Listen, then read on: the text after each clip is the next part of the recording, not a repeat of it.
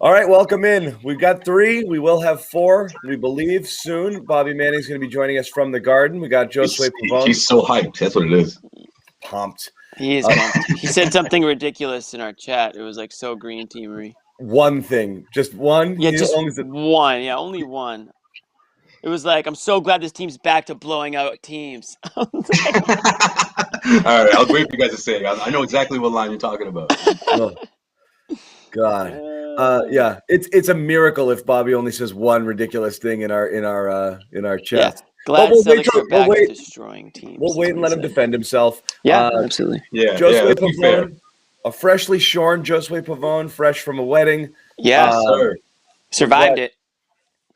We're glad he made it back. Jimmy Toscano, of course. It wasn't his wedding, ladies. So just so you know, like he's still very much not married. Yeah, still there. Yeah, getting ready for the summer. Yeah, that's right. Exactly. So Bobby will be joining us in a little bit, but look, another feel-good game for the Celtics here. You get a Houston team that's Houston, which is great. Then you get a Charlotte team, and again, this was a bit of a bummer for a couple reasons.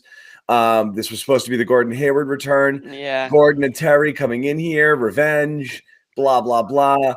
And just a chance to see him. And then, see if we could injure him ourselves, Right. We didn't get there in time. The irony when you go this far into the season before you see Hayward, there's a chance where you're gonna miss that opportunity. The whole time it's like Kyrie, he just skips them. Yeah. So in this case, again, skip all of them too. It's not good. Yeah, all of them. So no Gordon. You had Terry, but I mean, geez, man, well, they're obviously Lamelo and Gordon and Monk, right? Yeah, Monk. Yeah, that's a big one too. Monk, he plays well when Hayward's out, especially. He can be consistent. No scoring there. No scoring on that team right now. So Terry did his best. He hung in there, but then they stepped on their throats. When did the Celtics pull away in this game? When who entered the game? I'm not going there. I'm not going there. I'll tell you what. Look, these holograms are getting out of control. Yeah. These holograms are unbelievable now. The way that they can make them look like so lifelike. They hit threes and block shots. But look, it's not. It's unfair to call it Romeo and the Celtics second unit. What really happened is obviously Charlotte is so ridiculously undermanned. When they went to their bench, there's the cupboard is bare. So obviously the Celtics were able to take advantage, and they did. But it was good to see Romeo minutes. It was good to see the Celtics second unit play well. It was good to see passing again. Holy wow, did they jack some threes tonight? You guys see the total? Yeah. Yeah. I saw they hit a lot of threes too. 54. If this game was close, they hit 60 easily. Easily hit 60. 54 3-point attempts. And again, 29 assists following a 35 assist game the other night. So, and that was 47 attempted threes. So again, at the end of the day, you're seeing more of what you want to see, which is work the ball and shoot more threes, not fewer threes, regardless what the boomers will tell you. Too many threes. It's not too many threes. It's too few threes. And this is really more of like the offense that you want to see here. We're going to bring in Bobby because Bobby likes threes. Right, Bobby? Oh, yeah. He love it. Bobby wants more three-pointers, right? Yeah, definitely. This is what you want to see. Now, I think they've gone to the high end of things. We talked about last game. Like, they're number one by far in this last week and change in 3 points attempted. I don't know if you want to be that reliant on it, but it's way better than the shot profile that they had coming into this. And I said this in the Garden report that I did here on Friday. Not only are they shooting more threes, but like you guys want to see, they're getting it to Rob more too. So that's more shots at the basket too, rather than, mid-rangers. That matters just as much as the threes. Cutting out that 18-footer that Stevens hates, right? I mean, just take 3 shots at the rim and shots from, behind the arc, and Brad Stevens goes to bed a happy man. So that's kind of what this team's starting to become, inside-outside game. And again, if they can be aggressive and drive to the rim and then create those open threes with the kick out, then I'm fine. John talked about it last game. It's not the number of threes, it's how you get them. It's the quality of threes. So, you're still seeing a lot of that ball movement that we saw last game. Fournier's, still hot. Credit to him. He's still, automatic from 3, it feels like. So yeah, everything was working for them again. I mean, obviously, when you're missing the players that mean so much to you, like the players that mean to the Hornets are missing, like Hayward, Ball, Monk. There's really no team in the NBA that can make up for that amount of offense that just all of a sudden you're zapped from. So obviously, you take you take it with a grain of salt. But again, this is a game that the Celtics, Nick Gelso rolling in the ratings. This guy runs the company. Would this qualify as hostile work environment? He does run the company. That's true. Yeah. Idiotic take. I don't know what take from the guy in charge. I don't know, and that should make you feel good, John. Speaking of going to bed happy tonight, you should feel good about that. I mean, listen. Obviously, Fournier's 3-point touch is a huge booster for this team coming off the bench. That's a huge advantage, something that they didn't have all season long. But what I love in particular in that first half was, he was also doing that, but also getting that ball moved, making sure everyone got their touches. And I think that's a humongous boost for this second unit because you put him with someone like Pritchard. How you guys know how I feel about Pritchard when he's on future starting point guard, getting everyone a couple more years. Could happen, Jimmy. When he's making sure everyone gets their touches, along with someone like Fournier, I think I saw Fournier correct someone where they were supposed to be. Like that's like the new guy at the job is telling someone who's already been there all season long where they need to be. And I don't mean that as a bad thing. I mean it as he's into this. He's taking on this role as that secondary guy, and of course you mix him in with the starting unit. And I just think when the threes aren't falling, that's when the Celtics going to be in a tough spot. But obviously that wasn't the case today. Fournier had a lot to do with that. Payton Pritchard had a lot to do with that. And of course, as well, I mean, mixing him with that second unit, it's a really tough that's a tough group to go against for opposing second units, So, and especially when they're shorthanded, like John's about to say right now. No, I want to spin the wheel on it though. No, because I agree with it. It makes the second unit different, but I want to spin the wheel on this, and you guys decide which direction we go. I ran a Twitter poll on. Oh, I missed it. I ran a Twitter poll and just asking, what do you think is the best trade deadline development for the Celtics? Okay, the acquisition of the questions were the acquisition of Fournier. The options were the acquisition of Fournier, Rob Williams being inserted as a starter, and Romeo Langford being alive. Now, Romeo was the joke option, but obviously when you do put the joke option in there, people think it's funny, so they click it. But him being alive, again, is something I've wanted to see. Not enough tonight to make a judgment, but we will talk about his opinion. But of those three guys right now, you saw something from everybody. I know what I think is the best so far, but I mean, and you'd be surprised. I just voted. Answer, but whether you answer that question or you just want to talk about each of those guys tonight, I'll spin the wheel. You guys go. Which one do you want to talk about? Well, spin the wheel. It's Fournier by far. It's not even close. You think of a guy going on an 11-16 tear. Where do you end up hitting? Like 9 straight threes between these two games? No one on this roster could even dream of doing that before the deadline. So certainly not Semi, Grant, Neesmith, or Romeo, as you texted us. Nobody on this roster can catch a lob either. Yeah, I know, but you'd rather have a dead-eye three-point shooter on the wing. They can add to the equation here. And, the same Rob that we've seen for most of the season. What do they add? Like 5 more minutes by moving him to the starting lineup? Like, again, I'm not knocking the impact. Playing with the starters, but that's fine. No, I think I'm not kind of are knocking the impact. A little bit. Bobby had a horrific tweet earlier today. I'm sure he'll get into it, but on Rob. Oh, I missed it. What was it? It was exactly pretty much what you said. It was like, Rob's averaging 30 minutes a game and nothing has changed. First of all, he's not averaging 30 minutes a game, and I would say that a lot has changed, regardless of whether or not they're turning into wins. I think a lot has changed in the way that this team competes out there, in the way that they score, and the way that they are, in my opinion, improving on both ends of the court, which will lead to more wins. Had Rob been playing 25 to 30 minutes all season, I think they have a better record than they do today. So that's been a bigger impact than Fournier's arrival? It's hard to say. I guess we'll find out. I mean, I think it's funny. I think both are important. I don't know. Yeah, no, it's obviously both, but I think you didn't have a Fournier before. You had Rob this whole time, plus Tice, plus Thompson. Like, you'd probably rather you're talking still about have impact. You're talking about literally, 0 to a new player to increasing somebody's minutes. So the impact is going to be a little bit greater with a brand new player. I believe it or not, I'm actually leaning Fournier, but I do think Bobby's saying again, everything is a landslide, is it's not a landslide. Mad, right? What I do think the evidence on the Rob side of things is Rob, as soon as he was given more minutes prior to the trade deadline, made the most of him. As soon as he was inserted in the starting lineup and everybody around him miraculously got better. And now that you have, a little bit more balance and a little bit more, another playmaker in Fournier, now you've got second unit and everything kind of clicking at the same time. I do think there's a legit trickle-down effect there with Rob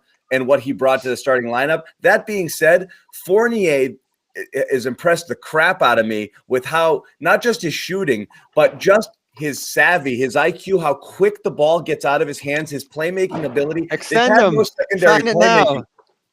Those back-to-back lobs to Rob, one of them was in his hands for 0.2 seconds, just boom, boom, it's really clever stuff that he's doing. And you can see it just the way he plays his angles. He actually is, dare I say, kind of Hayward-esque a little bit in that regard. Yeah. And I didn't see it. I didn't know it as much because, as Jimmy pointed out prior to the trade, there were not a single YouTube highlight of Evan Fournier existed. Yeah. Every time you'd go looking for it, it'd say "file not found." Nobody knew. You would just get Aaron Gordon. the underrated size and an underrated defender. Yep. Yeah. You saw blockers. That a lot of people overlooked. They just talked specifically about his outside touch, but he can keep.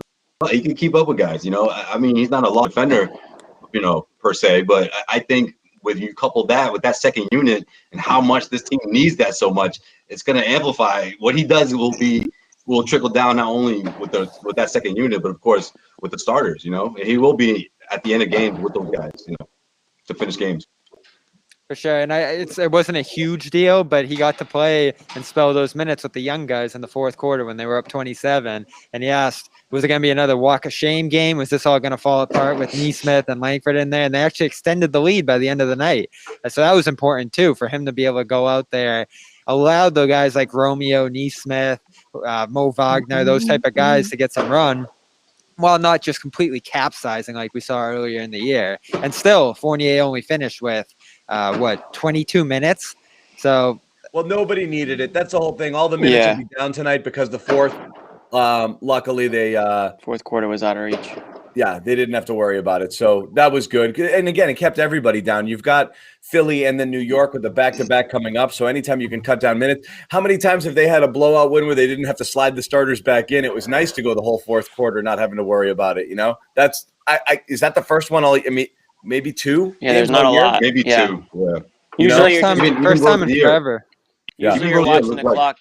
He was mad he had to go back in there. It looked like he was taking his time. He's like, "Coach, this game is done." But all right, I'll go back in.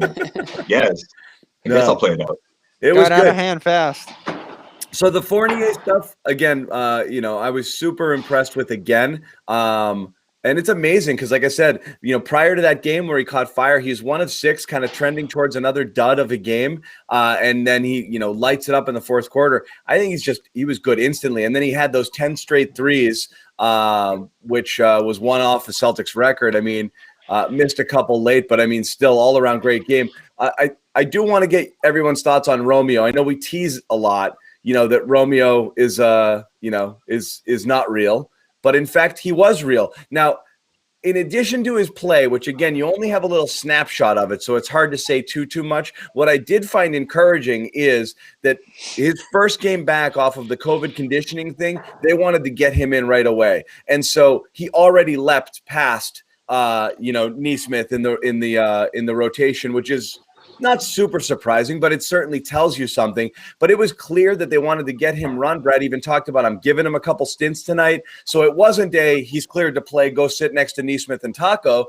He was cleared to play with a design on him actually getting minutes, with the design on him getting enough minutes to build up some stamina for hopefully what would be more meaningful minutes. So it leads me to believe prior to his COVID setback, they did have an idea that Romeo could come in and contribute in some way on this team, or at least a desire to have him do so.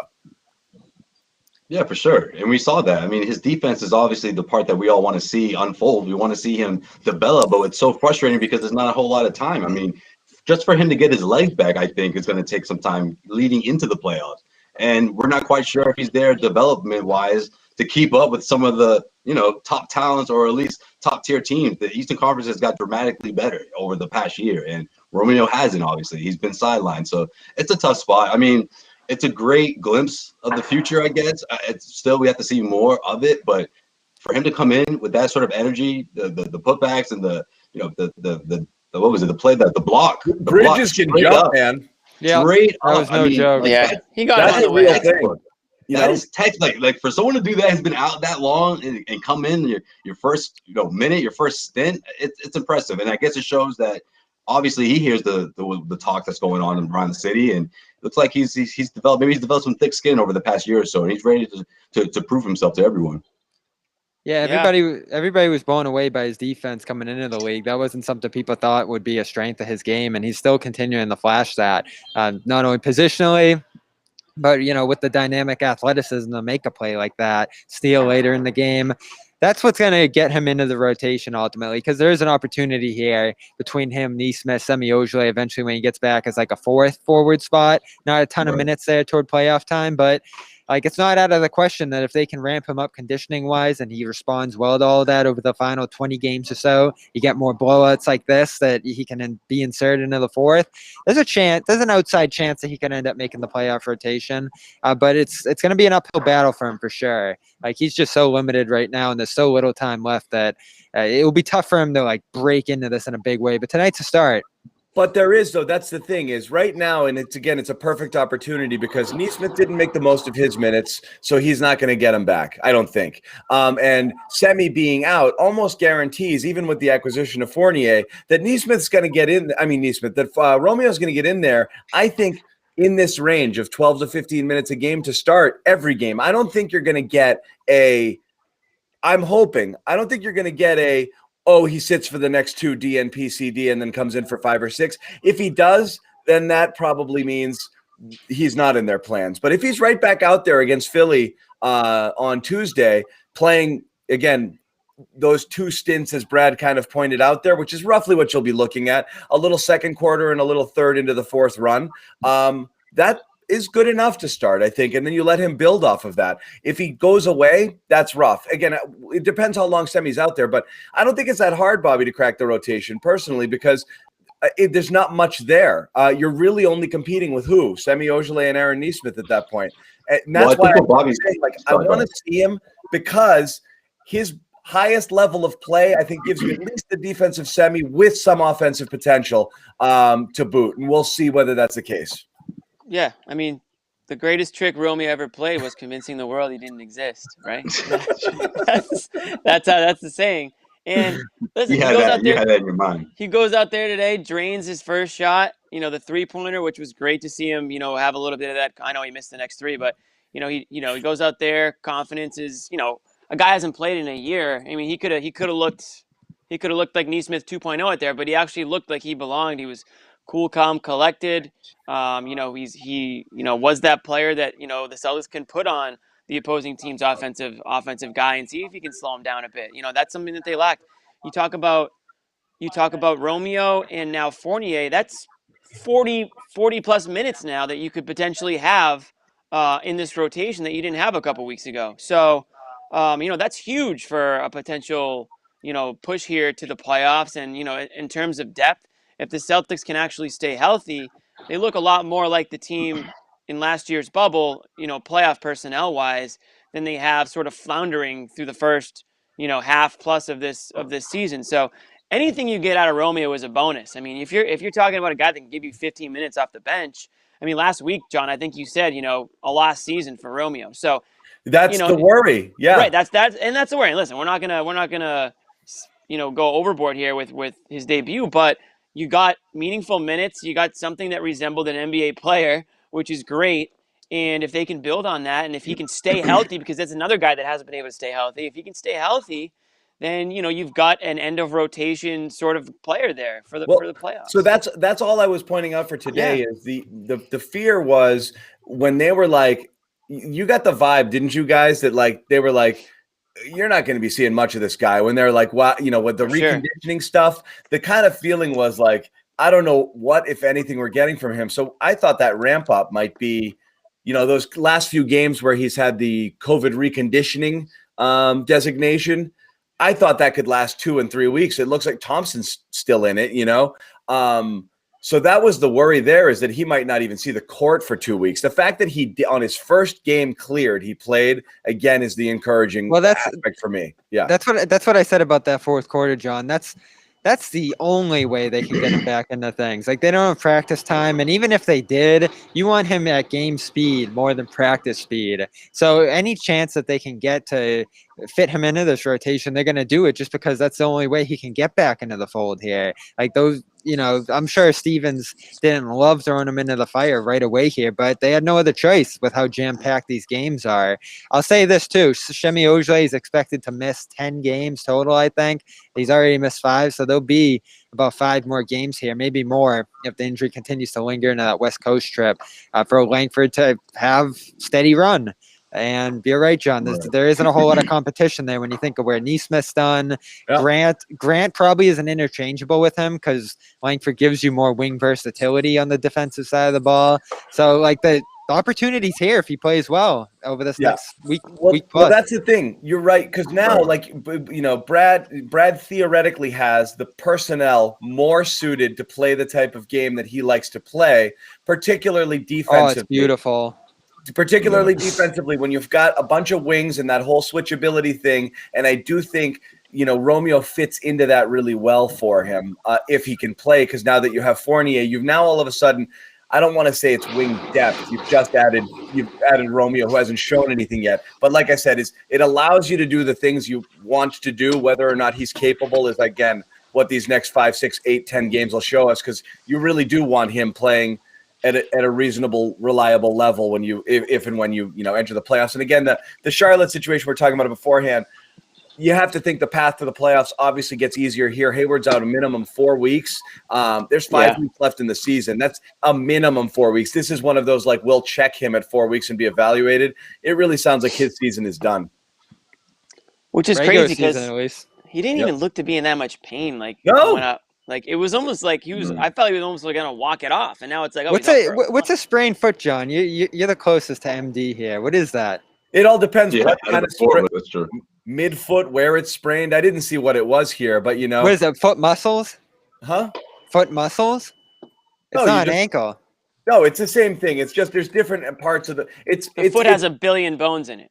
It's a million different things that you could sprain. That's a fact, there. By the way. There's a million bones in the foot. That's facts. Yeah, but I mean, you're not spraining. I know bone. A couple doctors. There's a ton of ligaments and other things in there too. I mean, but it's very similar to ankle injury. Sometimes they call it foot and it's really ankle. It's just which part is it? But I mean, you have those midfoot sprains which really mess people up. And 4 week designation right away means they're pretty sure that he'll be evaluated in 4 weeks, is what they said. Yeah, exactly. Right. So I mean, it looks like this is one of those like longer term situations. So that leads me to my question: did the Celtics make the right decision? Well, that's what's fair to talk about. And we were talking about on the thread, like, at what point do you stop saying bad luck and just say brittle? Yeah, no, I mean, it's a fair question, and it drives a couple of my friends wild because I like to play devil's advocate, and they were huge. Like, you have to re-sign Hayward, and honestly, it was a runaway. Like, it was a runaway that the Celtics made the wrong decision, right, leading up to like 2 days ago. But now it's like, okay, well, the reason why Celtics fans are going crazy and why Celtics fans weren't even really that upset was because, majority of Hayward's career was spent either injured or coming back from an injury or not fully there, but, working through it. And to see him, thrive in Charlotte, that was like, wow, that's the Gordon Hayward that everyone thought the Celtics were getting and never actually got. And then he goes down with the foot injury and like, okay, well, that's the Gordon Hayward that Celtics fans know, because is it bad luck, or is it, like John said, is it that he's kind of brittle, or that, doesn't take much for something to, go wrong in his body? It didn't, again, I mean, it's a lower body fluky kind of, ankle/foot. He stepped on a foot, you said, right? He stepped on Miles Turner's foot. Miles, of all people. Which is hilarious. Again, this is... Really slip that in there today, too. You see that? This is almost all bad luck for him. It's just like uncanny luck. Is it? I mean, could you say the same for Langford with everything he's gone through? Like I said, so to me, things like Romeo, wrists and pinkies and whatever it was, those are flukier than rolling ankles and soft tissue injuries and things like that. That's usually something that is recurring. When people have those, you see them have them a lot of times. Like Gordon sprained that foot now twice. I mean, obviously that freakish break a few years ago is a different situation, but now that's twice on that ankle. Broken hand. And you know what? I mean, look, I mean, they weaken, you know, like once you sprain that stuff, we've all played some level of basketball. You sprain your ankle once, twice, 3 times. It's just never is right. You know, it just keeps getting worse and worse. So I don't know. I mean, I don't know with Gordon at this point. I mean, I feel like little things like what did he break a hand running into a screen? You know, like some of that stuff's finger. a little fluky, but I mean, in basketball, you're going to roll these things. You're going to roll ankles all the time, you know, out of the court there. He should be heavily taping his ankles, and he should be wearing high tops. High tops to the knees. Double lace. He should look like Cornet out there, but like times 2 with like with the support. I mean, the thing about Hayward, though, if the Celtics sign him and this happens, Celtics fans would be they'd be livid. They would be livid. But that's the thing; it makes you feel better. Can I look at the stat line? Yeah. Can I point one thing out, by the way? As we talk, just when we're talking about Gordon Hayward, it's really interesting. I know he started off the season kind of, on fire, and he had, a couple of big point, games, and it was like, okay, he's unlocked his inner self. I mean, at the end of the day, if you go through the stats, he's averaging 34 minutes a game versus 33.5 with Boston, okay? He's getting 15 shots up a game versus 13.5 with Boston. His field goal percentage is slightly down. His three-point percentage is slightly up. His usage is roughly the same. He's really almost this. His rebounding is down. His assists are identical. He's literally – Then when? Last season? This last season with this season is he was really statistically not that far off. So it is interesting. That's a great point by Jimmy. It shows too like how great he was last year and how underrated that was. But the narrative that leaving for Charlotte, he got hurt again though. But I'm saying the narrative that leaving for Charlotte unlocked him is a fallacy.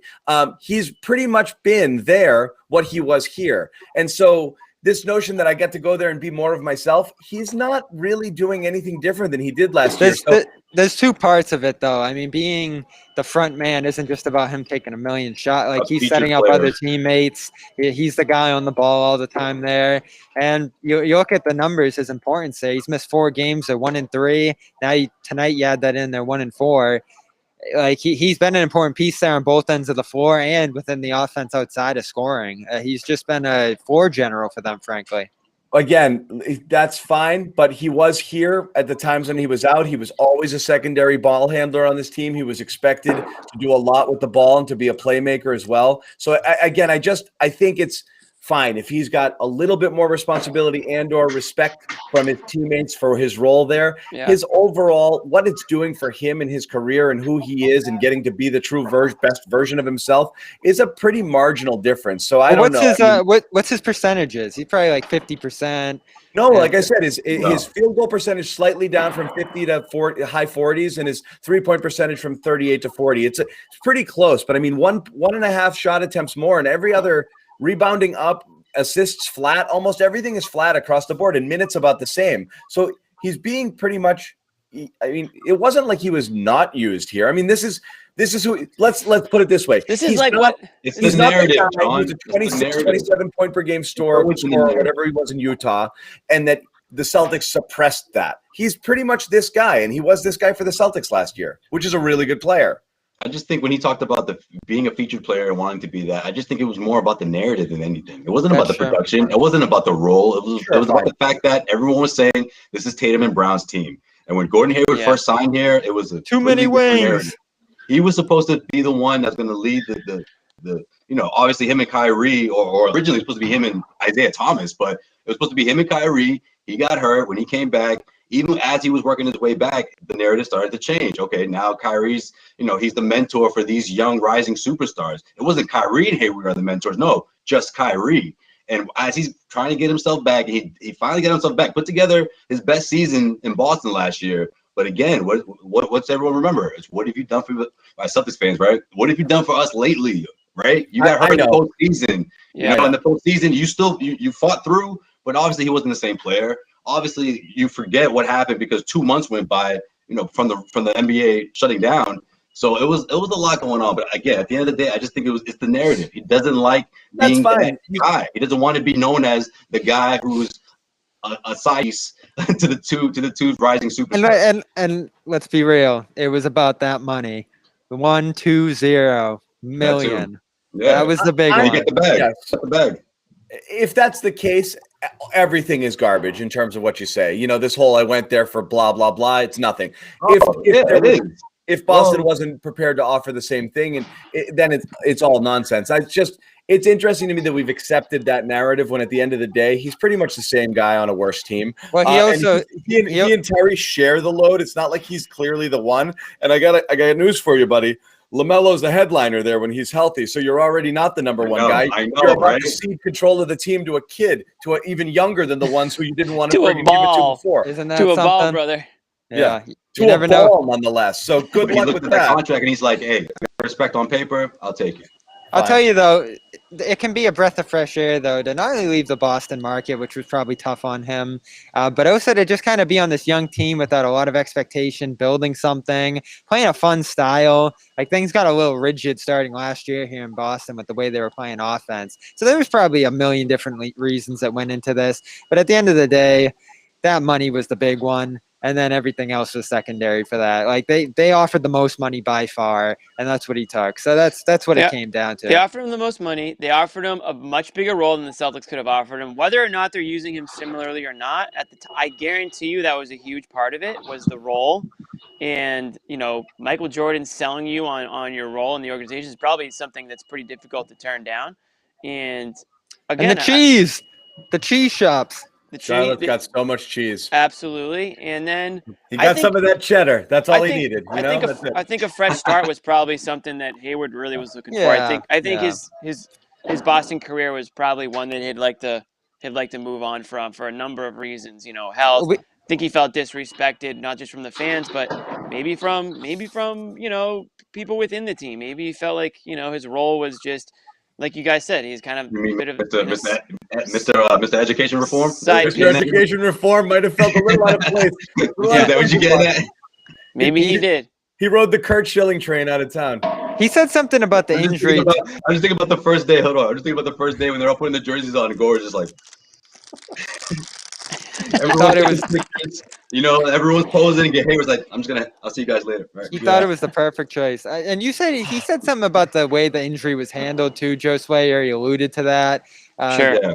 That comes into play too. It feels like, Remember when he left the bubble and went to his own doctor instead of going to get treatment in Boston? That was kind of a weird thing too. He went to Indy, Yeah, so all that stuff came together, and again, I think we can all agree, even if they offered $120 million, he was probably never coming back to Boston. So it's all water under the bridge, and we can talk about Turner or the TPE or Fournier and all this stuff, but we all agree they probably should have brought him back, and we also all agree, I think, that there was no chance he was coming back under any circumstance. That makes it a little easy. Maybe. I don't know. Offered him $120 million. I don't know. You don't think he would have? I don't know. I think Robin made the decision. From a cap perspective, in terms of having the assets and having this here versus the little dance that they've had to do here, yeah, you would have gone into the tax. It would have been expensive. But having Gordon here would have just been one box you didn't have to worry about anymore. You would have just been checked at that position. You knew going forward you'd have a solid core and you didn't have to worry about it. You don't have to trade any picks, so you can just keep picking young guys and try that. Picking young guys, see if you had a lottery thing, or you could potentially package and try to sell off Kemba and see if you can get out from under that contract because you knew you'd had kind of more in the fold. Now you can't because you really need to hold on to it because you're just not deep enough. I did want to talk about Kemba. This was another game where is there Bruins home game tomorrow, Bobby? Are they ripping up the court and putting there's a lot of work going on back there. Yeah, they're doing that. Yeah, you can hear the ka-chunk. Yeah, exactly right. That's John, speaking of Nick says check your phone. I don't know. He's like being Nick about it. So is he serious about the Marcus Smart thing? He said, Bobby, check your phone too. I don't know. I said in the middle of the show. He's like, yeah. I'm like, well, we're doing a show. Yo, why don't you tell him to check Joey's phone? Yeah. So Nick, I did it. I told him. Now you can lay off me now. I know. Nick doesn't. Hold on a second. Let's all text him right now. No. Whoa. Nope. It's pretty interesting. I'm sure. It's really interesting. Are you propping it up? Oh, he's smiling. Yes. That's that Xanax Wow. smiling. This is good content right here. Cup it up, baby. I will. So anyway, here we go. So it was worth me telling you to check your phone then. It is. Yes. Kemba, rough game. Not rough. But Nick knows how to text. had some moments to get. Kemba, another rough night from three. 2 of 9 3-point field goals. I think somebody sent me that his last. I want to pull up the game log. He's had a shooting night kind of like this. Like 3 out of the last 4 games where he's. It might have been the exact 2 of 9 here. So again, we gave. Here comes the Kemba slander. We mentioned we mentioned the 8 field goals last time I just asked you guys, does it worry you seeing that?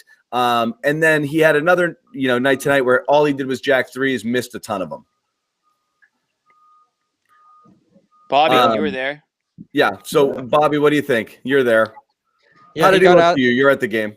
He got out of the flow of things early, and then they started going back to that Tatum ball time at the end of this game. So it does bring back some of the concerns about the offense that you only get one shot throughout the flow of the game to make your statement, whether it's going to be facilitating or scoring the ball on the ball before they're going to move on to other options. Pretty early, they started funneling opportunity toward Jaylen Brown. And then that second half, it was all about Tatum on the ball. That whole third quarter was him just being dominant. I think he hit all 5 shots. So he struggled early and they got away from him. That's what it was all about. Now, he did have a bunch of assists. Last 5 games, and he did, because you're right. I mean, 8 assists last game, 6 this game, and you like to see that from him. Last 5 games from 3, 3 of 10 versus Milwaukee, 2 of 9 New Orleans, 2 of 9 Dallas, 3 of 6 versus Houston, and then 2 of 9 again. So he's in a bit of a rut here. Shooting slump. Yep. Well, I think he's gonna have to adjust though, because he's playing off the ball a lot more now, right? Marcus Smart's been the point guard, especially since the injuries when Marcus came back. I mean, we had a couple of games where obviously we talked about the bad side of Marcus's game, but there's been a lot of good things to say about the way he's been handling the ball, and I think he's trying to kind of ramp up Kemba in that way. That way, Kemba doesn't always have to have the ball in his hand, and he can sort of work on just purely scoring as opposed to bringing the ball up and trying to get the team into his offense. So I think he's sort of transitioning into that, but I don't want, and we talked about this before and even last season, I don't want Kemba to be coming to a space where he's thinking that he has to knock down 3-pointers to be effective, because when he's attacking, when he's dancing, like I like to say, when he's dancing and weaving through defenders the last couple of games, I've noticed, I just think that he's much more effective. Josue's gone, but Josue's right though. The thing is though, if Kemba Walker doesn't have the ball in his hands, then he can't be that typical aggressive Kemba Walker driving in the hoop. Now he's the guy coming around screens or whatever it is, taking threes, but he might just be going through a bit of a shooting slump right now. Josue, you got it. Go ahead, Jimmy. My bad. No, I just picked up where I finished your sentence because we lost you mid-sentence. So what should his role be in the offense, guys? Because there are nights where he's dynamic enough on the ball that he can create for himself and others. And I do think he's their best pick and roll passer by far. My question is, if he gets out of it early, like would he start 2 of 8 in that first half and they get away from him off the ball? Like I think he had a nice cutting layup in that second half, but that was about it. And we're still seeing with him that, they can get him catch and shoot opportunities from 3 occasionally, but he's just not dynamic enough off the ball that he's going to be making a big impact. But that's been Kemba before. That was Kemba last year. How many times we see Kemba go 2 for 7 in the first half and then drop 20 in the third quarter? I mean, obviously this was like pre-injury Kemba. This is like the very first couple of months of his tenure in Boston Kemba. But I don't think that's out of the realm of possibility that he can't return to being that guy down the stretch. I'm just worried that he's going to get himself out of the game mentally if he misses 3 straight 3-pointers, or if he thinks that he doesn't, or he doesn't. You think it's a mental thing? I think it's a mental thing. When Kemba gets in his head a bit, when he feels like he's stepping on people's toes, I don't like that. I like him to be aggressive. I want him to not worry about that, because he's the veteran. He's the one that at the end of the day, whether it's Jaylen or Tatum, if one of those guys is having a cold shooting night, Kemba's very more than capable. So you think he should keep becoming that second half Kemba? You think he should keep firing away? I think he should keep I think he should be careful with his shot selection, not firing from 3, but picking other spots to attack. You know, I like him. I like him more attack mode too. 9 out of what? 12 attempts where you're all threes. That's too much. I like attack mode. I like him in attack mode. And now that you have Fournier, you kind of almost would rather have Fournier taking these threes, right? So I mean, if you get, right. I don't think you just get away from a guy like Kemba Walker. He's too much a part of the team, too much a part of the offense. You know, whether or not he's the one ultimately taking the shot in the end is, you know, whatever. But you're not just going to get away from him. I mean, there are going to be nights where he's not the focal point of the offense. Clearly. Yeah. They can't get away from him. I feel like some clever guy on this show, I can't remember who, suggested maybe using him coming off the bench. But again, we talked about it. It's not going to solve that much. Do you think this is rec league where he comes in with 4 other players and plays for 6 minutes, and they sub in the other 5 guys? Him, Luke, Mo, and who else? Romeo are going to come in. Romeo! He would have done great in garbage time in the fourth quarter. Chill out with the jokes about Luke. I like Luke. They should have let him play the fourth. It'll still involve Tatum on his second rotation coming in at the end of the first, so you'll have a couple of them out there. But who's got the ball in their hands? It's going to be Tatum and or Jaylen coming in later. He's gonna mix and match with starters there too. It's not ridiculous. It's not ridiculous. They're in a tough spot now, John, and you've pressed this over and over again. Like, get out from them if you can. Get out if you can. I just think it's so tough because if they trade him, they'll get so little back that even like the marginal production that he's occasionally putting out there is still better than, you know, let's say Kelly Olynyk and Avery Bradley, for example. But on the other end of things, you have a point, John. Like, his fit now that Brown and Tatum have surpassed them as on-ball players is super tough on this team. Like, if we go back and watch November 2019, the style he was playing, it was tons and tons of ball time. Point guard, undisputed. Tatum and Brown had a feed off him, his attacking. I don't think they can get back to that just because of how far Tatum and Brown have come. So, like, is there a middle ground that they can find? So that's the problem is, and again, it's right. He either has to completely redefine himself or like, that's the thing. So this is why I keep coming back to it. I'm not like, oh, I'm a genius. I solved it. I should put him on the bench. Like, duh. Anybody can theorize, try this, try that. The only reason I put it out there is because he either has to completely change, because what happens? You play, he's right now trying to find the moment of the game where the game needs him, you know, because he's trying to be deferential and not just go into Kemba mode where dribble, try to get into the paint, get off that little jumper. So you think it's a mentality thing too? So either he changes the mentality completely and redefines himself as a player, or you change his role. And that's why I think the second one is easier, because I'd say send him over there and just say, be you, man. Go. Take the ball, jack it up as much as you want. The second unit offense is yours to do with as you choose. I think that's a more likely transition than it would be for him to say, can you totally reinvent yourself and become Ray Allen and just run around off ball screens and wait for somebody to hit you with it and, you know, catch and shoot? Like, I don't think that's going to happen with him. No, it's not. And that's what everyone wanted, you know, in the first half of the year. Everyone's blaming Kemba Walker because he's not a pass-first point guard that can just give the ball to Tatum and Brown. You know, it's like you can't take Kemba Walker and take everything that he's good at and tell him to do the opposite. So, yeah, I mean, again, you're trying to fit. You got to work with him. Right, but you're trying to fit a lot of pieces together that don't perfectly fit. And this team has, you know, over the last few years, Danny Ainge has had to get creative with guys coming in and coming out and leaving the team and trades and everything. So, of course, it's not going to be a seamless, you know, fit everywhere. But I think Kemba Walker is a talented enough player where he can adapt to the game and give it what it needs at times. And again, the last 2 games, maybe that's aside from the bricks from 3. I think he is giving the game, you know, what it needs. I mean, no one was more like positively vocal about bringing on Fournier than I felt Kemba Walker was. It felt like he was extremely happy to get Fournier on this team. So I have a feeling that he's willing to, you know, bend a little bit on some of the things that he does out there in order to get a guy like Fournier involved more. Maybe that's what's happening. That's true too. Yeah. And you almost wonder like who should have the more shots, more opportunity of those two.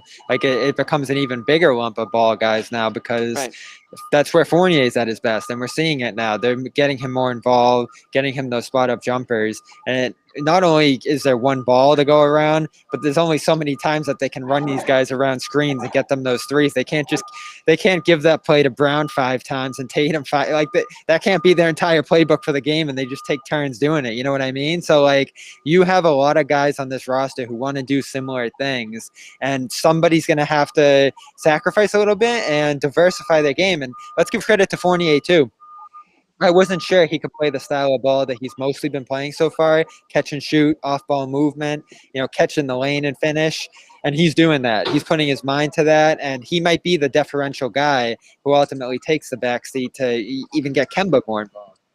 So luckily he's succeeding in that role right now. We'll see if it continues, but there's another question there. Does he like that? Is that something that will spur him to re-sign with this team? It's a very complicated situation at the top of this roster when it comes to opportunity, and we saw how that worked out with Hayward. That was a big thing that seemingly pushed him outside the door, and they don't want to lose Fournier. Like, that would be an absolute disaster, as we've talked about. Yeah, no question. I mean, that's the part that everyone's worried about when the trade went down. Yeah, this is great. It's a great piece, but if you don't re-sign him, that's another hole that's you have to worry about again, 2 months down the road. But yeah, I thought that was interesting too, Bobby. He talked about they used to get into a lot of battles when he played for the Hornets, going up against the Orlando Magic. And, it's one of those, it sounds like one of those players where it's like you can't stand him, but you would love to have him on your team. So I think that's the situation there with Kemba. But how much does Brad Stevens play in this, though? Does he play a part of this? Is he telling Kemba, look, I don't care if you miss 4 in a row, keep taking those threes because they're going to drop? Everyone maybe that's part of it. Yeah. Everyone gets to shoot whenever they want, Josue. That's the rule. Those are the rules. Well, that much is obvious, John. That much is that's very obvious. But I just with Kemba again, when he's attacking, it's just good things happen when he's doing that. When he's able to get to the rim. And you said this, Josue. Not only do Brown and Tatum have to have the heart-to-heart, they might have to loop Kemba into that one and have a group conversation about the roles. He should be the moderator. Kemba should be the moderating. But that hasn't happened. Watch Evan call meeting. Evan, listen, guys. I know a thing or two about losing a lot. Let's change things around in this place. Come on, you guys with me? Isn't that so? Evan and the Magic get such a bad rap as like being the worst team ever in the league forever. And meanwhile, they made 2 straight playoff runs before this year when they had a ton of injuries. But they personified what I call the NBA purgatory, where like you're right there, you could make the playoffs, but you're not at the dead bottom to get the number 1 pick, but you're not going to get top 10. Like they've always been in that spot for like the last 4 or 5 years. Where the Hornets were too. So right. I don't know what John says go to the bench. I don't think that's the solution here. I think this is another situation with this team where everybody has to look themselves in the mirror. Brad, Danny has certainly assessed the situation. Tatum and Brown, they all have to come together and figure out the best solution to this verbally. Because right now it is just a free-for-all. Like, let's see who can get theirs wherever they want. And nobody is being strengthened by this except maybe Fournier right now, just because he can fit in around all this a little better. Brown, too. Like, we got to pull Jaylen Brown into this. It still feels like he's out of the picture far too often. Like tonight, lighting it up early, 3 straight threes. They're funneling him opportunity off the ball, and then he just gets lost a little bit in that second half, and that can't happen come playoff time. Brown has to be number 2 definitively every single night come playoff time. Yeah, but at the same time, though, when it's a 25-point game, I mean, they did this the old-fashioned blowout style, right? I mean, we haven't seen this in a really long time. So Tatum came out there and hit 5 straight shots, doing his dancing isolation thing. It wasn't a formula for success by any means. Right. What do you think, Jimmy? I'm done with this game. That's what I think. That Marcus Smart thing. Yeah. Anyway, so I'm on to Philly. Huh? I did want to ask you guys one. I want to ask you guys one more question. Okay. Somewhat related to this game. This is something that continues to come up in the chat, and you see it in Twitter all the time. And it's obviously hindsight with these sorts of things is 2020. But when you see it tonight, and we're having the Kemba discussion, and then you see Rozier, and we were talking about it on the thread. He's calling. You asked this question. I don't think anybody alive thought that this was a play that they were going to make that offseason when Kyrie left. Rozier was a goner. And in fact, I think the only thing you can question in a hindsight move is whether Danny should have dealt Rozier mid-season at the deadline to be able to get something back for him. And I think the answer to that is unequivocally, absolutely yes. I think that was a big misstep. But seeing as what, knowing what we know now, would you have taken Terry for the money Charlotte gave him, which again was considered a massive overpay? Everyone was like, Charlotte, they give him this for what? Same Versus as Kemba, right? Who at the time, everybody, myself included, was very excited about Kemba as a really good addition and a nice stopgap after losing Kyrie, where you felt you might not lose that much. So at the time, I don't think anybody would have said it, but now looking back, if you had it all to do over again, would they have been better off with Rozier and his money versus what they have with Kemba right now? So with his money is the key word. Obviously, with his money, yes, because the big knock on Kemba is, or not. It's not even really. It's not Kemba's fault. It's the Celtics cap situation is where it is right now, and obviously, the less money you have tied to these guys, the less harder it's going to be to get out of it in an off season if you're trying to, trade players or anything like that. So based on the money, yes. Here's what I'll say though about Terry Rozier. Great player, best fourth quarter guard of the year, really, based on the numbers that we're seeing. But I'm not sure. We talk about fit. I'm not sure he fits any better than Kemba Walker does he? What is going on? Who's listening to something right now? Somebody is listening to something. I think it's Josue. Now he's on mute. Okay. All right. Let me finish my thought. Sorry about that, fellas. I'm trying to get this thing from Max right now. Max, give me the scoop right now. Give me 1 second. I know it too, and I'm trying to get it also. So Nick's trying to get it for us. Why am I out of the loop here? I'll tell you about it in a little bit. All right, let me just finish my freaking thought, okay? Even though nobody even cares anymore. Josue's muted, doesn't even know it. What's the point of this show? What is the point of this show? All right, listen. This is what I say about Rozier. Fit-wise with this Celtics team, I'm not sure he's any better than Kemba is. And I don't think he's anywhere near. I don't think he's anywhere near the type of a leader and like sort of. And this isn't really a knock at Rozier. It's just that I just think the Celtics with Kemba, with Brown, and with Tatum needed maybe an older guy, somebody that could sort of allow them to do their thing. I don't think Rozier had any intention of handing the reins over to a guy like Brown or a guy like Tatum, and he's proven that, he can be a star in his own right. So he's not necessarily wrong for that. I just think you have three butting heads in Rozier, Brown, and Tatum, all vying for, you talk about you shoot, I shoot. I think you get a lot of that with a guy like Rozier here. And I think that's, honestly, I think him and Kyrie were button heads. I think they were really the two that, were button heads when you talk about the chemistry being off. So yeah, I think the Celtics made the right decision. But that being said, I love Rozier. I mean, Scary Terry, he's fun to watch. I just don't think that you'd have great personality.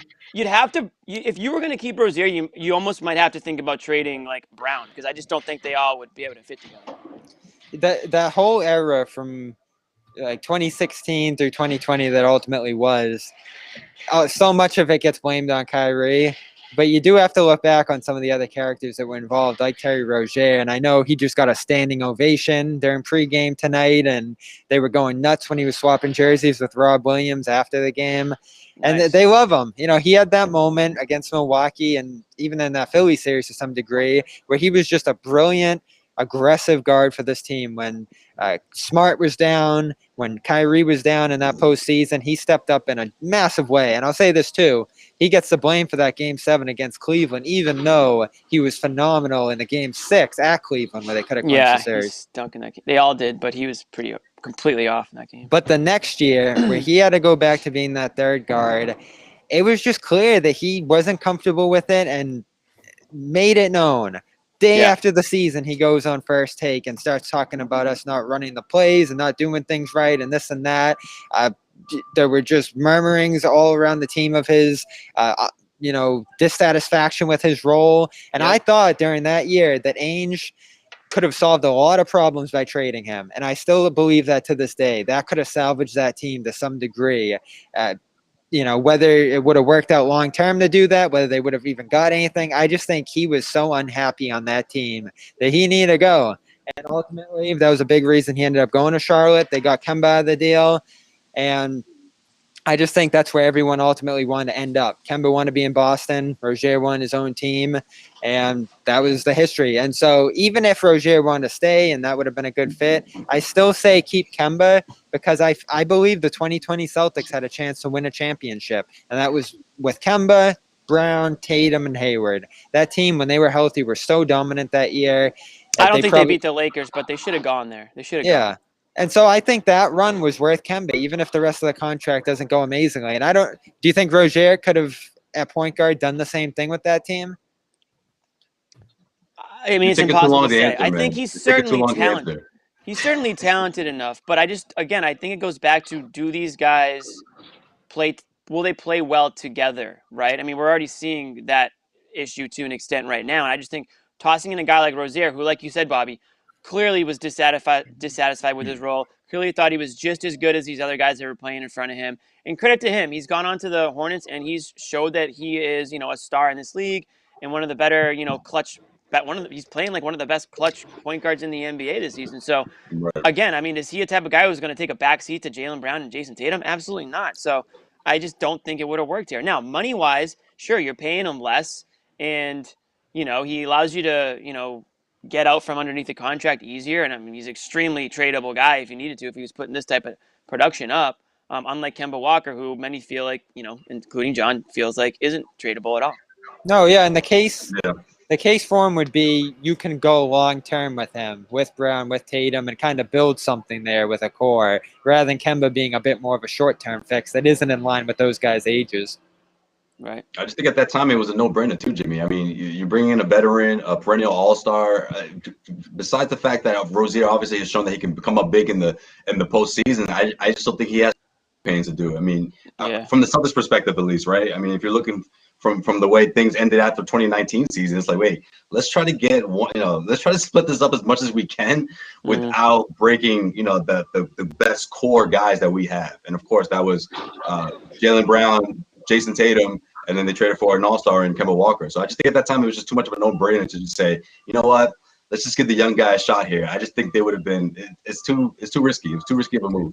It was 1,000% an obvious move to let Rozier leave and to bring Kemba on. I don't think you can debate that. Yeah, how can you say no? How can you say no to an all-star that really wants to come to your team? There was at that point, if you polled 1,000 people, it would have been 999 who would have said, "Absolutely, are you kidding? Of course it's Kemba." I'm literally saying, looking back at it now, it's not. No, I get what you're saying. It's people's jobs to make these determinations about who the long-term fit is and whether this guy's knees are going to hold up or how that style of play. But what Jimmy said right out of the gate, I think, is the number one point here, which is everyone will see the stats, see Rozier playing. His efficiency is way up this year over what it's been, and that's kind of the difference. He's knocking down more threes. He's shooting at a higher clip. I mean, people have to remember his final season with the Celtics, my God, was he disaster. Bad. Oh, even in the playoffs. As bad as it gets, both in terms of refusal to accept his role,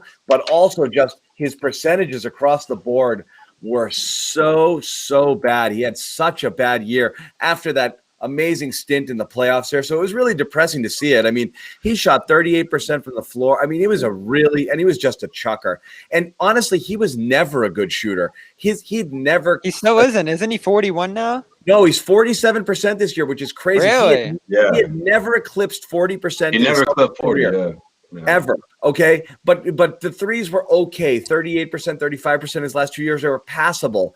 But I mean, he'd never eclipsed 38%. 40% shooting. That was the big indicator too. If you're the Celtics, that's like a red flag, Yeah. The Celtics have been so fortunate with these scoring point guards. It's just like, well, wait a minute, this guy's not even in the 40%. No, absolutely not. Like you went from Isaiah's MVP candidate season to Kyrie Irving, what he does with that basketball on a string and tearing it up, and then you go to Rozier not putting up 40, not being able to sustain a 40% shoot percentage. Like, that's like, wait a minute. Brad's like, I can't have this. I can't deal with this as my starting point guard. He's been spoiled a bit in a good way. Right. They've been good that basketball God's been good to them in that point guard spot. Score first point guard who isn't really able to score at a high enough clip to justify his existence. I think it's an automatic. So I'm going to tell you guys what we were talking about here. So yes. Word had come to us, and Josue has it here. And again, I'm not saying this to draw credit. I just want to put it out there because it's out there. So Marcus apparently was on. Let's see how many y'all backpedal. Go ahead. Huh? No, I want to see how many you guys backpedal. No, not one bit. What I will say is I will defend one person in this thing, but Marcus Smart actually calls out the Garden Report by name in a post-game interview with Max, talking about his on-the-ball defense. It's been brought up on this show before that Marcus he's not regularly assigned the other team's really quick, jittery, two-guard, top scorer sort of person, and we've talked about whether or not Marcus is that kind of guy. I don't think he's been that kind of guy for a couple of years, despite the fact that he's Defensive Player of the Year. I think he's much better guarding bigger physical guys who are out of position. We saw the job he did on Zion the other day. He still draws tough assignments, but whether or not he's able to stay in front of really quick, jittery, score first guards, I don't know if that's the case. I don't know if it's really ever been the case, truthfully. But that came to his attention in some way, and he flat out said, and I think he attributed it to Sherrod. Well, I don't think Sherrod has said that, but Sherrod might have been part of a conversation about that that's BS. I thought he was the one that said the shiftier guards, though, if I'm not mistaken. I remember responding directly to Sherrod. Sherrod said, with the shiftier guards, I'm not quite sure he can stay up with them. So I agree with that. I agree with that, but the fourth I've said that a lot, so I'm going to eat it. I've said it a bunch before Sherrod started coming on the show. That's true. It's possible Sherrod said it himself, but I don't remember. John, you've been saying that since last year. That's true. Is there a quote or something, or I don't know. I don't know where he got it. But Jimmy's all scared. Look at Jimmy. No, I feel like I'm out of the loop. I don't know. You went in on Marcus, bro. You went in. No, he's asking. Do you have sound or a quote from Smart? The bad news is he watches the Garden Report, so watch what you say, Jimmy. No, I just didn't know if we had sound on it. You're gonna love Marcus now. No, my opinions won't change. I mean, we've talked about Marcus a million times. I think he's great at what he does, and listen, what we say won't determine what Marcus Smart's role or career arch is here in Boston. So no, he played better, Matt. Yeah. We might get credit for this. Friday night was his best defensive game of the year. Remember, best defensive game. What did Marcus do? He played phenomenal defense and he didn't shoot a lot. If we're gonna eat that one, and that's the Marcus Smart you get the rest of the year, we'll eat it. We'll take it. What about what I was talking about when we started the show? The fact that he's been taking over the point guard duties and doing a damn good job at it. I mean, like. For the things that he does bad, it's just like I feel like most Celtics fans, not just you, John, a lot of Celtics fans, they just completely forget all the other stuff. And it's just like, well, wait a minute. Because the team isn't 500, okay, yeah, I can understand your frustration, but who's the bigger scapegoat than Marcus Smart? Since last year, everything falls on Marcus. He just comes back, and then they drop a couple games. Oh, Marcus is doing that shooting thing again. It's just like, well, wait a minute. That's part of the problem, but it's not the whole issue here. That's not like get him out of town issue, right? It's not that serious. It's not that deep. Our comments were pretty glaring about him too because of his notoriety as a phenomenal defender. But we've talked about Jayson Tatum and Jaylen Brown as well, who while they haven't honed their reputations in on being all-world defenders, were crucial defenders on this being a top 5 defense last year, and they have slipped as well. So you can say Smart, Brown, and Tatum.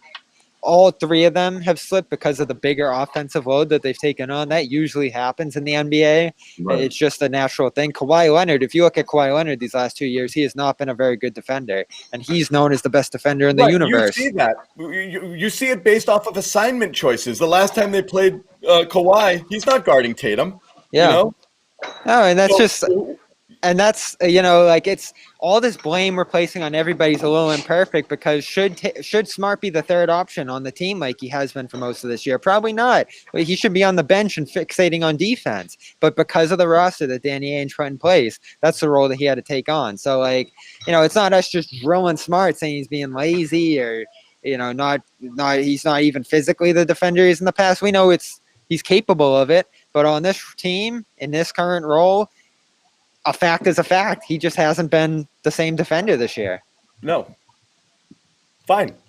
Just yeah, fact. fine. I mean, listen. That's fact. Yeah, but it's not every get him out player, of town type of level though. We're not. But He's polarizing. He's a polarizing player. Look, I know, he's always been a but polarizing player, Josue, because his value supposedly transcends the numbers or what you see, or it's based on intangibles. Right. And that's where always, no matter what, that argument's going to go, because you're going to see its stat lines, you're going to see shooting percentages, you're going to see those games where he's, jacking tons of threes, games where he has lapses, he has a 3-point friggin' heave the other day and then breaks down,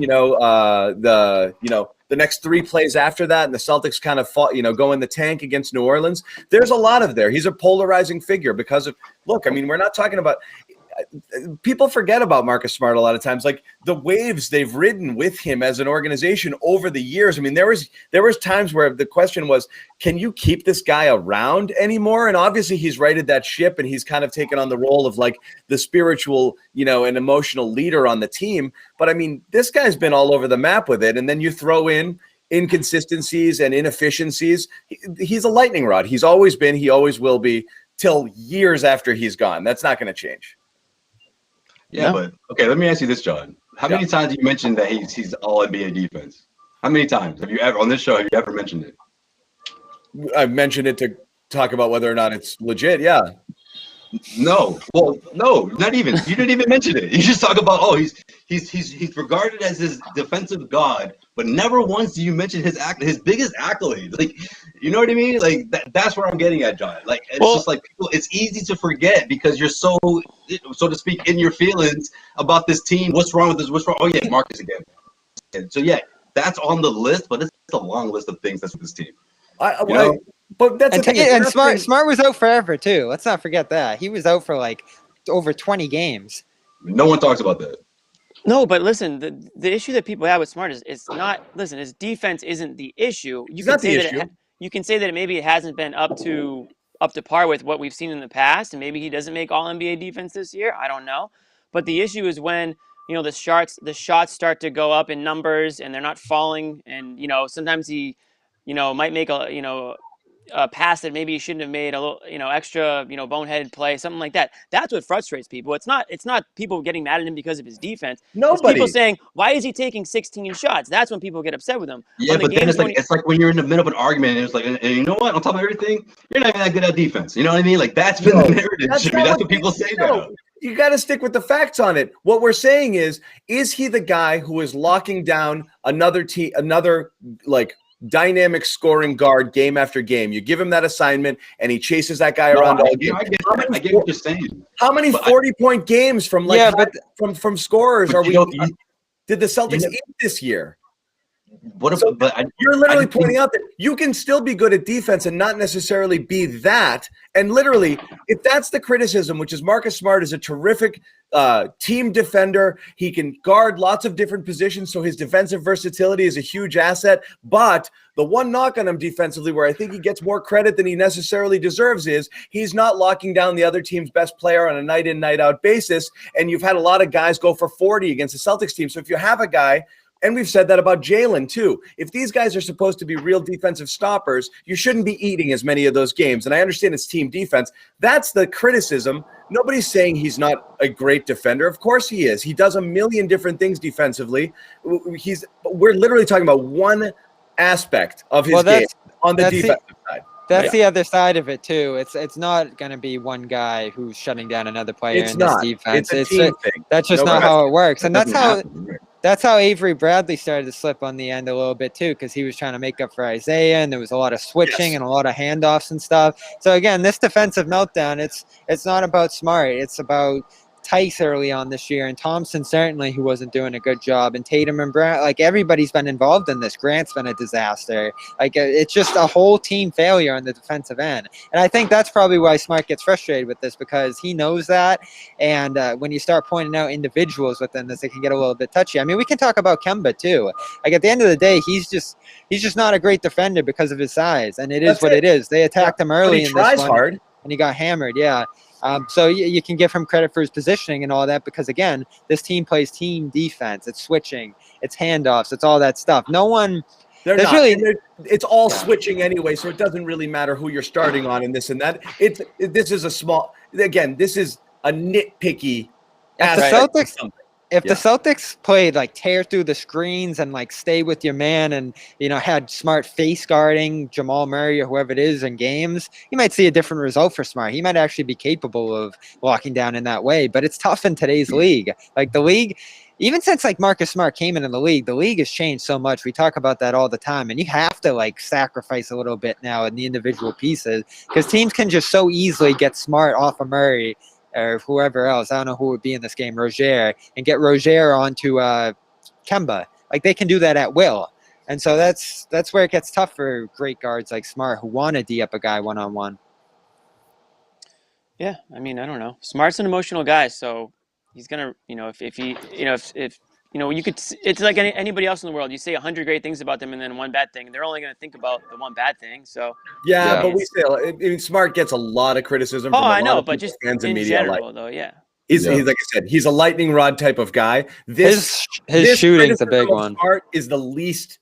Like I said, is of all of the things, as Josue said, that people pick on with Smart, whether it's this show, this chat, general media, fans on Twitter, it's not this aspect of his game. This is something that we mentioned that I don't know that he necessarily is the guy who locks down, players or is playing at the best level one-on-one defensively. That's the least criticism. Most of the stuff with Smart is the shot selection and the other thing. So yes, he definitely gets criticized for stuff. This is such a small sliver of it. And it doesn't detract from his overall defensive presence on the court. So but again, it's a strange thing for him to get, of all the things to get nitpicky about or for him to get upset about from the criticism. I think we saw him earlier in the year. He got really testy on the shot thing, right? How many times were people asking him about it? And he's like, I'm a shooter. I'm going to friggin' shoot. Yeah. Look, you have a guy like Smart. That's what he believes you can't be successful unless you have some type of ego, right? Now let's defend Let's defend this a little bit too, though, because this team factually has not been a good defense this year. It's the same team, it's the same personnel, and they went from 5 to within the last month like 24th. So what is it? Is it effort? Is it engagement? Is it individuals within it? We have to consider all of this because no one on this team is going to call out individuals and they're all going to say it's a team. So you got to go down the list and start approaching everybody's role in it all, especially the best defenders who have been held to that standard over time. Like Jaylen's gotten it too, right? And Tatum, you mentioned it. It's across the board. Yeah. It's across the board. I just think 100%. I think what led into that conversation, or at least how it got so heated or whatever it was, but it was this before the deadline or right after? Either way, it was about Gordon. Could the Celtics have exactly the Gordon? Do you make a deal? Is Marcus Smart according to Mark Murphy? Was he the deal breaker? Is he the reason why Aaron Gordon is not in the Celtics right now? Right. And that's what led to this whole conversation, and I think that's what we forget. And we have reports too. It wasn't a conversation about Marcus. What is it? Marcus isn't that good of a defender anymore. It's more of how valuable is Marcus on the Celtics compared to other teams. I think that's how the whole thing started. Various people have reported too that Smart heard his name in rumors and did not like it. And there was word of a sit down with Ainge where Ainge said, you were never on the table. Yep. So again, this is a very frustrating time for him because it felt like he was on the verge of heading out of town. That's what I mean. The thing with Marcus Smart getting upset about a comment about, specifically whether or not he's a, terrific on the ball defender or able to guard quick mobile guards I think is really more of a reaction to his name coming up makes you have a debate on whether or not Marcus Smart should still be here. And when that comes up, it's a full autopsy, it's an audit. Everyone spends all the time talking about what you do and don't do and whether it's worth you being traded or not. And the people who want to make the trade are going to point out all of your warts. And that's why people hate having their names come up in trade discussions, because then everyone sits here and says, I'm all set with it. If consensus, and we saw it building both in, like, you saw Twitter polls, in our chats, people were ready to go. Like, yep, let's move on from this guy. Even though people love him and they think he's a heart and soul player and they think he's a one-of-a-kind guy, It seemed and that wasn't right. Yeah, it seemed like the vibe was, it's about time to move on here. And when you start to hear that stuff, that sucks. Well, it was more like, if it happens, if it happens, it happens. I think people were resigned to the fact that it could have happened, and and people probably should have labored over it a little more. I think people get caught up in that deadline flurry. They want to see action. They want to see players flipping here and there. And you don't even get into the fact that you can make a trade and make yourself worse. And I labored over that one for days and days. I still haven't even decided over it. Because, again, what's Gordon? We can pick Gordon's game apart for days and days. It was anybody's game apart. Yeah, It wasn't a no-brainer at all. And again, I think we were all in a similar place on that one. Like, it might be a good idea just given where Smart is, but man, you could rip Smart out of this room and just watch the house fall.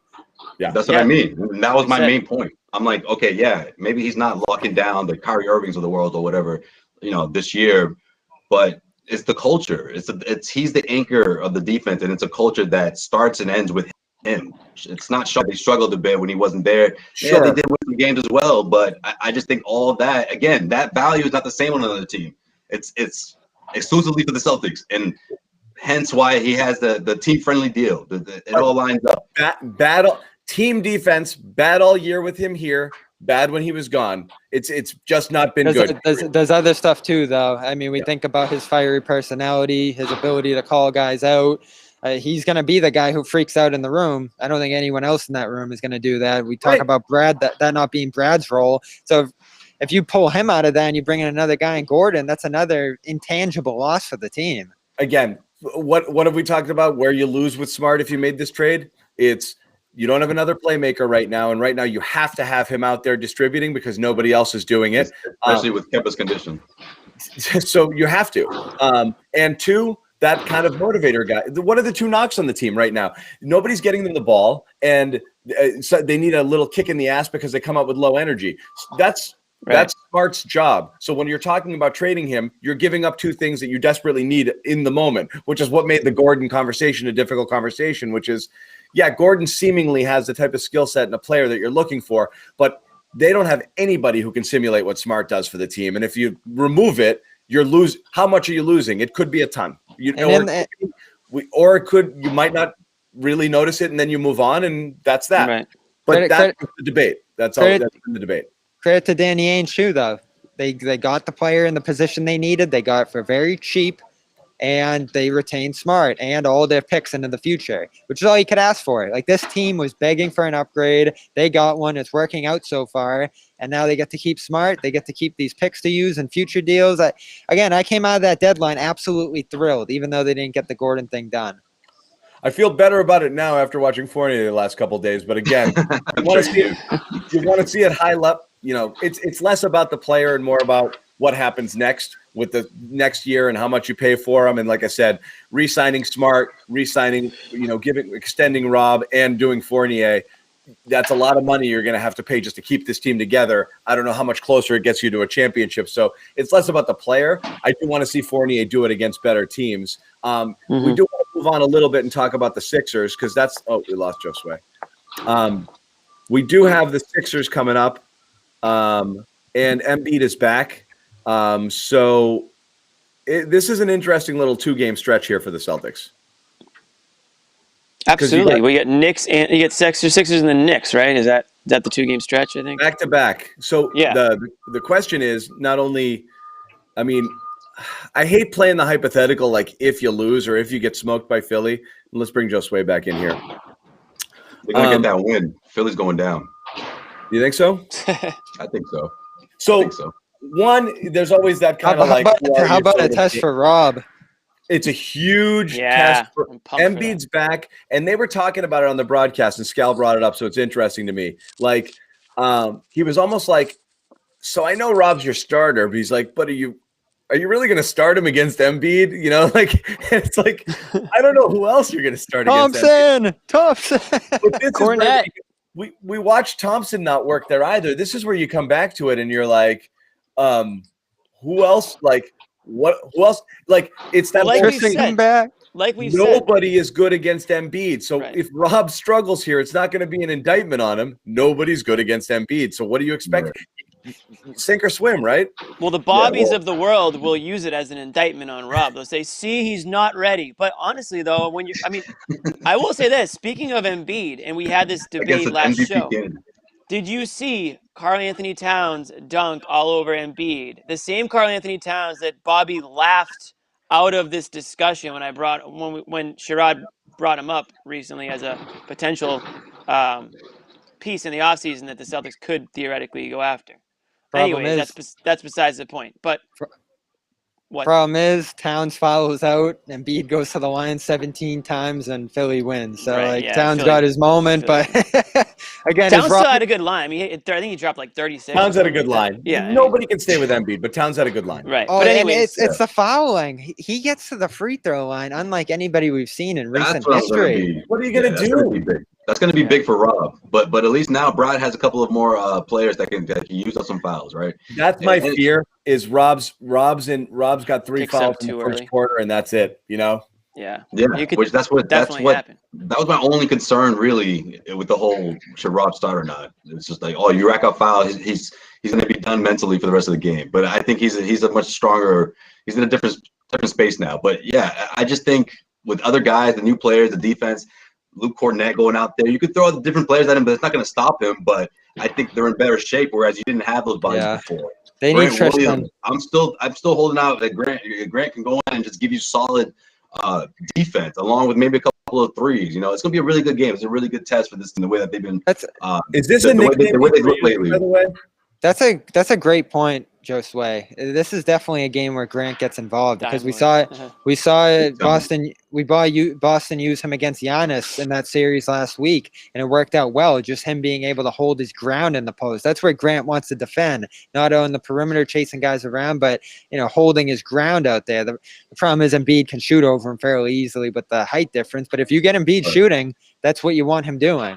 So if Rob, sorry, go ahead. I don't think this is a Cornett one. Cornett's going to get destroyed down there. I don't mean, no, I was just going to say, I'm talking about what he does for setting screens and stuff. You know what I mean? Like, I think coming off the bench, like, you need someone that can just set those hard screens. And I love what Cornett's doing. I know it's not a whole lot of playing time, but it's like he's getting familiar with the offense. And no, I'm not talking about the defensive side of things. I just like to see these new guys out there that they're being productive on both ends, but they're doing little things, whether it's just getting open inside or even he's not open. He has great hands to finish right underneath the hoop. He's setting up screens that giving up space, and that's just the whole pace and space what Brad Stevens' offense used to be, the MO. I mean, it's starting to get back to that. Wow, it's been months since we've seen that. Man, though, if Tobias Harris is giving you 30, though, it's game over. Like 32 against Minnesota, I'm looking at. Yeah, and that's what happened in the last series, too. The Celtics did what they could against Embiid, but then Simmons gets a triple-double, and Harris goes out there and scores 25-30. And then you got Seth Curry now, who was the best three-point shooter in the league to start this game. That team's become a load offensively, and that's why they're 10 games better than the Celtics. Jimmy, what's the answer to Embiid? Go ahead. Say it. Who's got to play? Taco. Taco is the guy that's going to come in with a straight face and everything. Did you guys see Taco tonight with the looked like what's Gal say Hakeem the Dream on that one? That hooked it in. Post up. First of all, took 36 seconds. Yeah, I could hear him thinking each step at a time. Each step is okay. Left, pivot, right. I've never seen. It was like a warm-up drill. Their nigga said this, right? Okay, right. Yeah. I've never seen Taco's just going through like in his head. Okay, they more told me slowly on a basketball court in my life than that. That was tough. It's like that was tough. You can't, like, dude. I'm standing here, like, I know you're going over here, like you're moving so slow. I'm already at your next spot. Make your next fake. Every time we go to fake somewhere else, the defender's like, "All right, I'm here now." Like, are you? Yeah. I'm at my parents' spot for Easter, and even my dad was just like, "That was ridiculously slow." Like, what was that? That was crazy.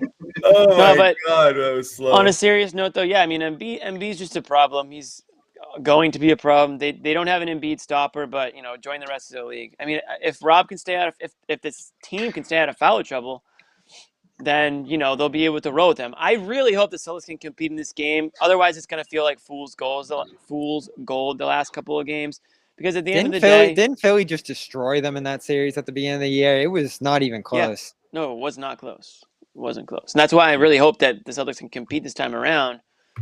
They should compete. I mean, this isn't, neither team is. They're 10 games worse in this game, Jimmy. I know, but when you go to last season, are they really both this far off from where they were last season? I mean, you would think the Celtics could at least, again, compete in this game. We talked about it. Who was it? I forget. There was a team coming right out of the All-Star break that we wanted them to compete with, and they did. Oh, the Bucks. Yeah, the Bucks. The back-to-back. Yeah. Well, not back-to-back nights, but back-to-back games. No, yeah, there's a formula for success here, Jimmy. This is actually where you like Brad and love that Stevens is the coach. He has good game plans for these kind of matchups where it's so central on one player. And if other guys on Philly have bad games and they're able to really key in on Embiid, all of a sudden it becomes a more winnable game. And I'll say this about Rob. We got some film of him playing Embiid in that preseason game because he was the only guy playing. And he held his ground in there, at least physically. Now, the fakes and shots and all that stuff got tricky, but the physicality of that matchup. He's got to stay on his feet. Yeah, at the end of the day, you got to play him honest and you just can't foul him. If Embiid gets 70 points, so be it. Rob can't come out of that game, and you can't. Well, Rob's got 7'6" length, right? He can use all of that. Go try to pick that shot out of the air, or just play it clean and just put your body in position and do the best you can. He starts friggin' going for everything, or going for up fakes, or trying to body.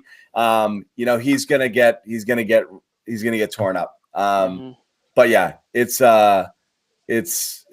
going to be a challenge. My fear is this is a come back down to earth sort of game. You're feeling nice off of Houston and Charlotte. However, you go in there and you run with them. I mean, again, I hate saying put too much emphasis on one game one way or the other, but I really am curious to see after a couple of games of not just, tearing up another team, but seeing them play the way you want them to play, with crazy ball movement, guys taking shots who you want taking shots. Obviously, Fournier playing well the last couple of games. This is all you want to see. You just have to apply it to a good team and see if it works. So I am interested to see it. Well, I'll say this too. This will be a great moment for Tristan Thompson to run out there, get back into action, and have a good game. Right. And just foul the shit out of Embiid a bunch. Hey, again, in this matchup, this is why Thompson's here. It was a disaster the first time, but go out there and give it another try. This is where you want him. You want him for this matchup. You want him for Milwaukee. You want him for Miami. I forgot. Jaylen ate up Simmons last game, huh? Yeah. I was trying to say that I'm also interested in that matchup because that's been a nice little. Remember the crossover step back move? Yeah. He ate him up, man. And Simmons is as good as it gets there. This should be a fun one. This is gonna be a TNT one, probably, right? Yep, it's on TNT. Yeah, nice. At the Garden. It's a great way towards the end of this homestand. Then you wonder, does Kemba play in that Knicks game at this point? We're so far into the season. Question. Do you guys think which game is more important, and which one do you have a better chance to win? Would you consider resting Kemba against Philly he plays against the Knicks? Seeing as no? Probably not. That's like you want him in that matchup against the Sixers. I don't have an issue with him not playing the second night of back-to-backs because that's not how it's done in the playoffs. So it's all about getting him ready for playoff. You want to see how you stack up here. Yeah. And this is the Philadelphia 76ers. Yeah, you can't. You got to take on this challenge. You got to play your best bodies. It's gonna be a round one matchup. Yeah. The way it's stacking up in the East. Yeah, that fourth playoff spot, that fourth playoff seed is wide open. So I mean, really, that's it was Charlotte. Imagine 4 that. or 5. I mean, either one. I mean, you want to really avoid 6, 7, and 8. I mean, it's Miami again, and I think it's Miami's to lose. Celtics are 1-0 against them. Yeah, but it is. It's unreal how tight it is. It's one game in the loss column right now from the Celtics to the Heat at 4. I mean, it's one game. It's one game. Period. So crazy. I mean, again, I guarantee you guys the Celtics are going to be 4. I'll make that declaration now. Okay. Get ready for apology cam. Cue this one up if it happens. I just think they're better than all these teams. They're fully healthy. Don't sleep on my Pacers. I'm still here. You're gonna need an apology, Cam, for that one. Well, they've had a wild season, so let's. The Celtics haven't. Well, they've probably had a wilder season. No. Celtics. Trades and guys missing time and. Yeah, all right, trade. Fair enough. It's a completely different team than it was when I made those. They shut the lights out on Bobby. Yeah. They said, Bobby, you don't have to go home, but you have to, We're going to shut them out here, too. We are back on Tuesday and Wednesday. And again, we have a new sponsor coming, and we will talk about it. We may have a show tomorrow night, not determined yet. We may do something tomorrow night to introduce the sponsor and just to talk about other stuff going in and around the team. Let's do it. Let me know. Garden Report Daily. Yeah. Stay tuned for that. Ready to go. We keep talking Garden Report Daily. Again, I do want to remind people to subscribe to our YouTube channel for all you Celtics out there watching. Thanks. Thanks, I guess. Thanks for watching. I hope they can leave a positive review too. Say something negative and say something positive. Come on. I don't care. Say whatever. We like all of it, and we like having you all on. We'll take it. Yeah, and obviously having you on here every night. So thank you again, everybody. Subscribe to our YouTube channels, all the podcasts. Those numbers on the Easter side. Yeah, exactly. Thank you. Heavy.com and the Causeway Street Podcast. Bobby Manning, CLNS Media, Celtics Blog, Boston Sports Journal, and hold on one second. Dome Theory. Yeah, Dome Theory. CLNS Media. Thank you again, all of you out there. Thank you, Marcus, again. Marcus Jimmy Smart. John podcast coming soon. Jimmy John shout out to Marcus. Marcus is a real one. Huh? Maybe we'll get after the game. Maybe we'll get Marcus on the Jimmy John first episode. That's what everyone's waiting for. Should be an interesting one. I'll moderate. Yeah. Hi, Marcus. I think you're overrated, and it wouldn't be terrible if you keep up the good work, Marcus. If you were rated. Haters. Marcus, when those to the haters, Marcus. When those shifty guards get by you, it's a home run. I think you get toasted on defense, and I want you to shoot way less. How are you? It's nice to meet you. Podcast presented by. Yeah, I know exactly who you are. And I've wanted to trade you forever. But how you doing? Yeah. Go make that. I do love the robe though. First NBA defense. Go ahead, Marcus. Do your thing. Yeah, do your thing. That's all. Do you? Yeah, you do you. Hey, everyone's been screaming about Marcus forever, and what is it? Year 8 now. It's gone, or year 6. It's gone pretty good. Year 7. So I guess you just got to keep doing him. It's been that long. Yeah, you're right. All right. It's been that long. Anyway, happy Easter for those of you, if that's your thing. Yeah.